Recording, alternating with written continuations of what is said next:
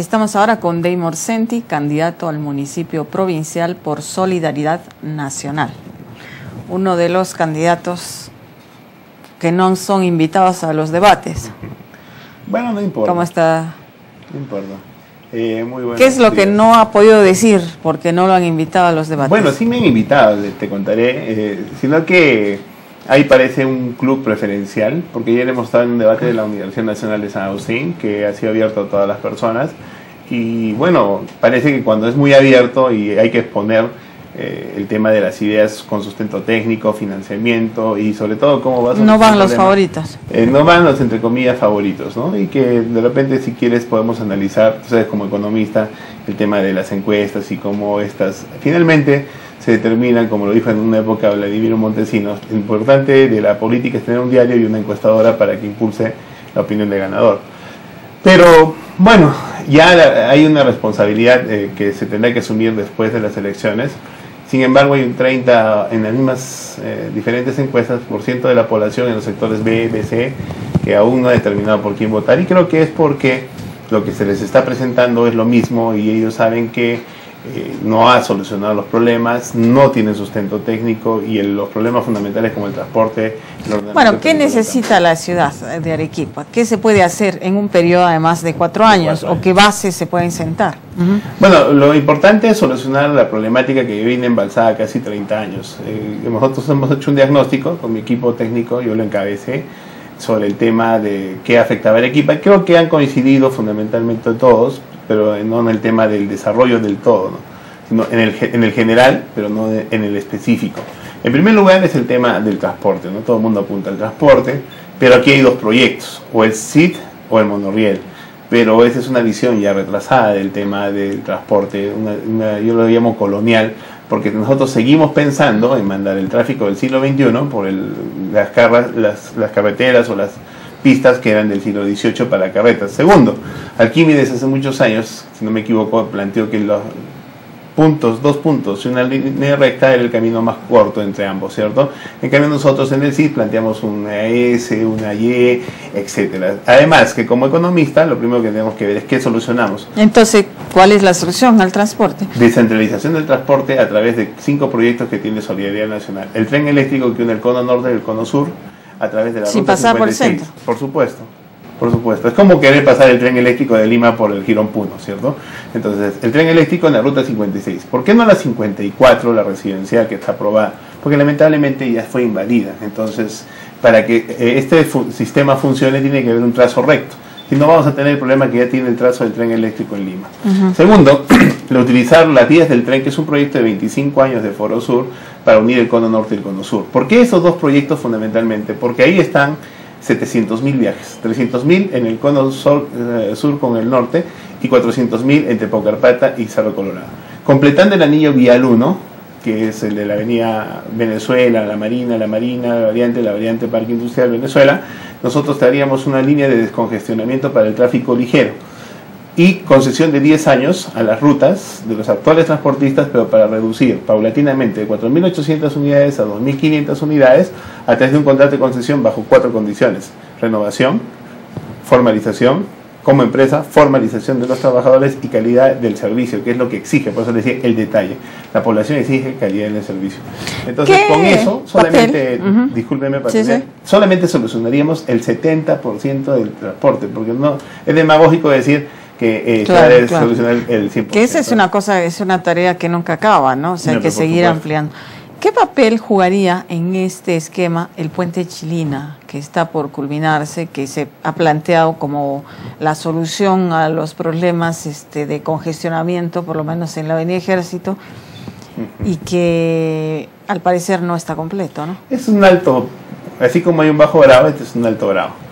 Pero bueno, ya está hecho, no se va a derrumbar, no se va a destruir, pero el tema del tráfico, del transporte urbano no lo va a solucionar porque su salida es por una calle muy pequeña, que es a espaldas del Colegio San Francisco, y además de que el gran tráfico, o sea, el tráfico o el traslado de pasajeros se tiene que hacer en transporte masivo, y el transporte masivo es a través de un tren.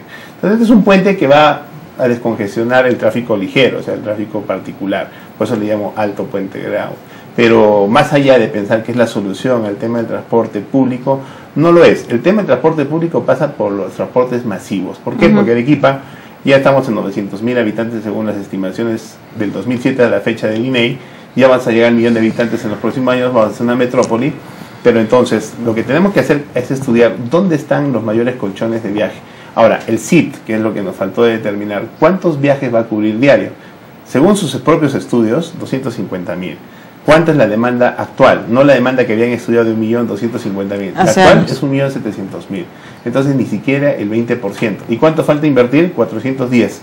Si actualizamos, va a ser más de 450 millones que aún faltan invertir en el CIT para no solucionar el problema del transporte. ¿Y entonces hay que hacerlo o hay que cambiar de proyecto? No, por eso le estamos planteando nosotros los otros 3 proyectos que tenemos, complementado con la descentralización de servicios públicos. El otro serio problema que tiene Arequipa es el de la distribución y ordenamiento territorial, las invasiones, la depredación de la campiña, la poca conservación del centro histórico y la falta de servicios en extensas áreas.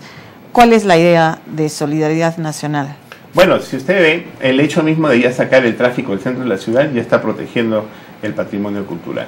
En segundo lugar, Solidaridad Nacional ha sido el autor, y no solamente el autor, sino el promotor de la ley y el supervisor de la ley de invasiones en la ciudad. No por evitar que la gente tenga vivienda, porque al contrario, por ejemplo, Capeco y la Gerencia Regional de Vivienda ha demostrado de que hay 5.000 viviendas en el sector A, B, que no son demandadas, o sea, ahí están como oferta.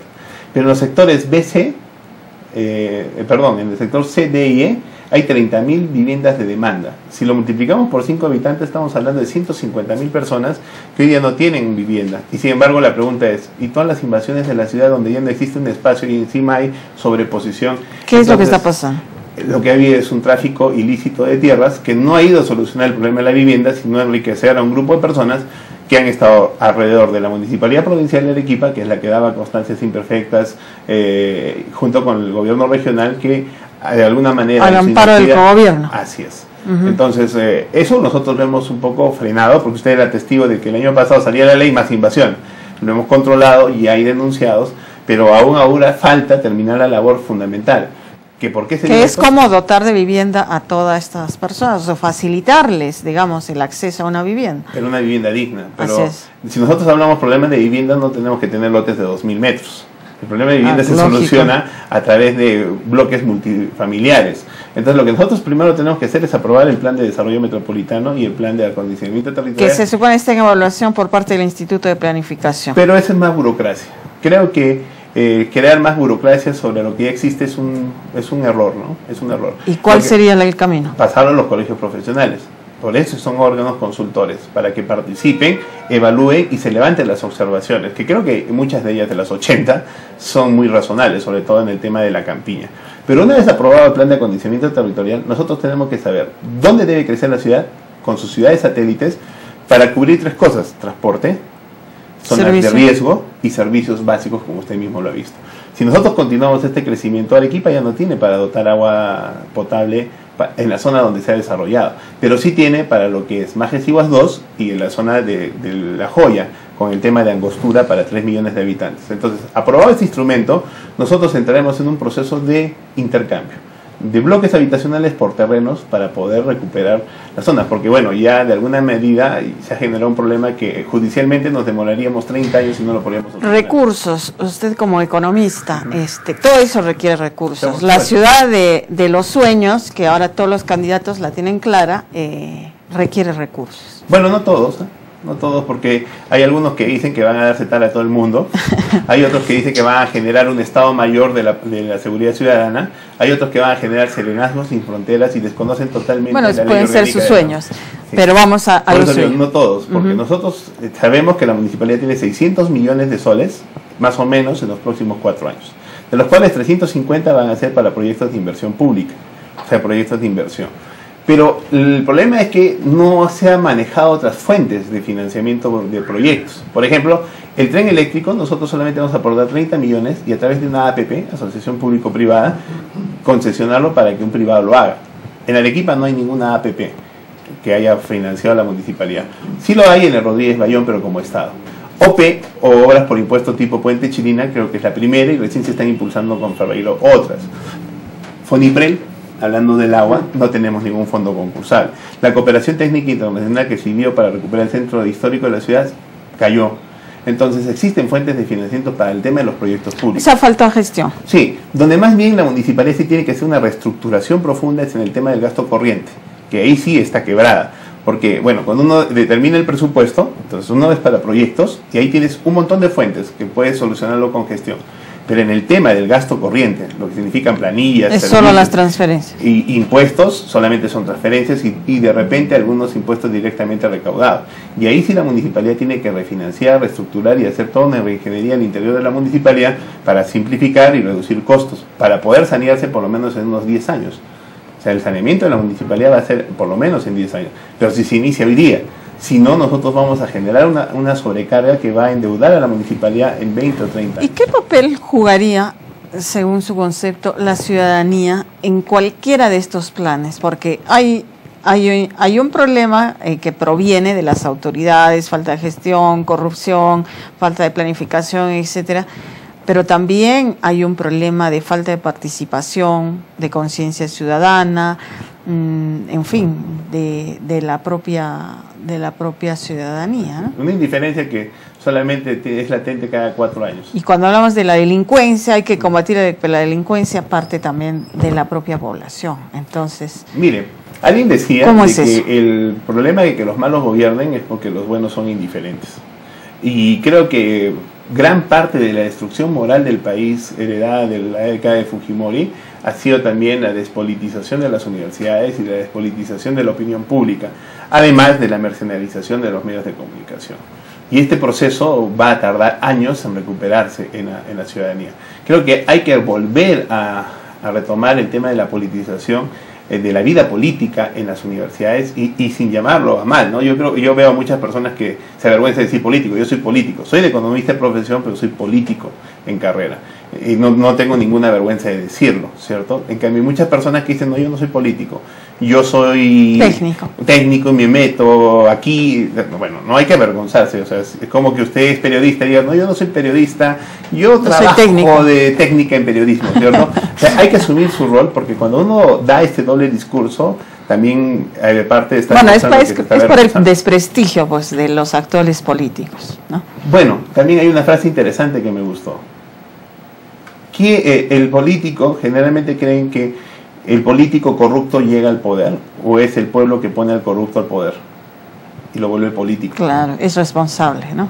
Pero por supuesto, o sea, mire, uno decide finalmente por quién elegir, ¿cierto? Y además que ya con los antecedentes que existen, uno debería de tener un tema de voto de conciencia respecto a qué es factible y qué no es factible hacerlo.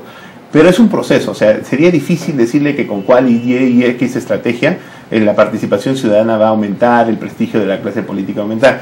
Mire, hay unos estudios que hablan sobre el tema del desarrollo del Perú y hablan sobre el tema del desarrollo institucional.